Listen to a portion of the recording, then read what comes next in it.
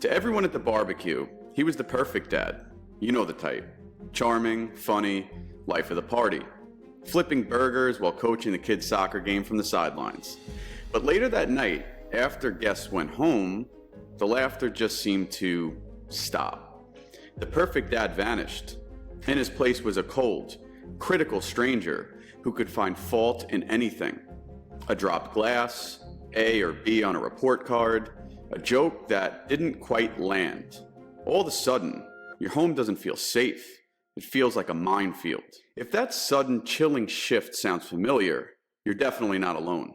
And you're not imagining things. That whiplash between the public hero and the private tyrant is one of the most confusing and damaging parts of growing up with a certain kind of parent. For so many people, the answer lies in understanding narcissism. A narcissistic parent sees the world through one lens, and one lens only. Their own needs, their own image, their own ego.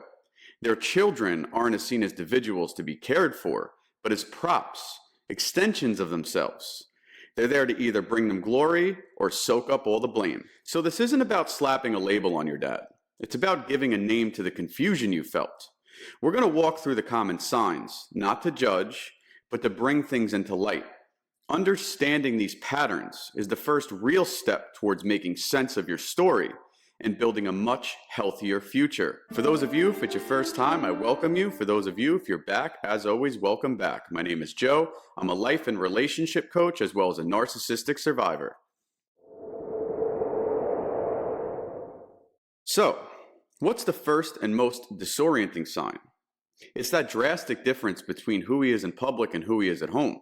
To the outside world, neighbors, coworkers, even your cousins, he's charismatic, generous, and the pillar of the community. He's the guy everybody loves. And this public image, it's no accident. He builds it carefully and guards it with his life. It's his main source of admiration, something experts will call narcissistic supply. But behind closed doors, that mask doesn't just slip, it completely shatters. The warmth he shows strangers can turn ice cold indifference towards you. The laughter he shared with a friend becomes rage directed at his family for the smallest mistake or inconvenience. This is so damaging because it makes you feel like you're living in a secret reality nobody else can see. And when you try to talk about it, people don't believe you. What are you talking about? Your dad is such a great guy. The problem is that reaction from others can make you question your own sanity. It's a classic manipulation tactic called gaslighting, and it leaves you feeling confused and totally alone. A narcissistic father's world is built on one thing: control. Because he sees his children as reflections of himself, so they have to be perfect. Why? To maintain his own perfect image. This shows up as relentless demand for perfection in every part of your life. Grades have to be straight A's. The game-winning shot has to be made. Even your appearance has to fit the exact image he wants to project to the rest of the world. And let's be clear, this isn't about you becoming your best self. It's all about his ego. He's quick to take all the credit for your success, using your trophies to get praise for himself and take credit for being such a great dad. But he has zero tolerance for mistakes. A failed test or a lost game isn't just a simple disappointment to him. He sees it as a personal insult, a stain on his reputation. Living under this constant pressure makes you feel like you're just never good enough. You start to actually believe that your worth is tied to your performance. This can follow you for life, turning you into a deliberating perfectionist or causing you self-sabotage because the fear of failing is just too much to bear. You'll learn what you do matters for more than who you are. At the heart of narcissism is a profound, almost stunning lack of empathy. A narcissistic father can't seem to recognize or validate his children's feelings because his own feelings are the only ones that exist to him. Is his child sad, scared, or even happy? It's often dismissed, ignored, ridiculed, especially if it's inconvenient for him. If you try to talk to him about a problem you're having, you'll watch in real time as the conversation somehow, some way, pivots back to him. If you're excited about something you've accomplished, he might downplay it just to keep the spotlight on himself. The thing is, this is devastating for a child. Kids need to feel seen and heard to develop a healthy sense of who they are.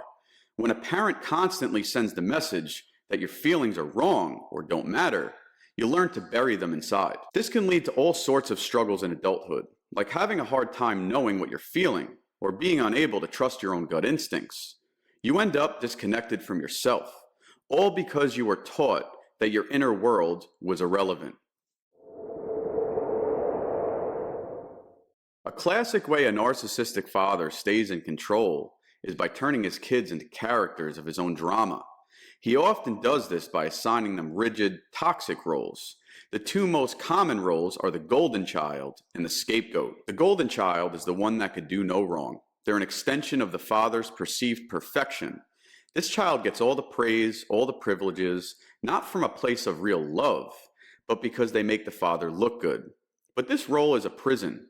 The golden child learns that their values only come from pleasing their parent. They often struggle to form their own identity outside of that role. The scapegoat, on the other hand, is the family punching bag. This is the child who gets blamed for everything that goes wrong in the family unit. They're the target of constant criticism and anger. The father dumps all of his own insecurities and failures onto the scapegoat, painting them as the problem child. While this is an incredibly painful role, the scapegoat often has a slightly better shot at freedom because they aren't rewarded from staying in the family system. They're most likely to see the dysfunction for what it is and fight to build a life on their own terms. I get it, guys. These patterns are tough to talk about, and they're even tougher to live through. Healing often starts with connection. If you feel comfortable, sharing even a small part of your story in the comments can be a huge step. Reading through the experience of others can be a powerful reminder that you're not alone, and things really can get better over time. The baggage from growing up with a narcissistic dad can be heavy. Many children of narcissists grow up to be adults with crippling low self-esteem. Many become intense people pleasers because they learned early on that their safety depended on keeping someone else happy. This can lead them into unhealthy relationships and make it feel impossible to set boundaries. But this damage doesn't have to be a life sentence. Healing is a journey, and it's completely possible. The first step is recognizing the truth. What you experienced was not normal, and it wasn't your fault.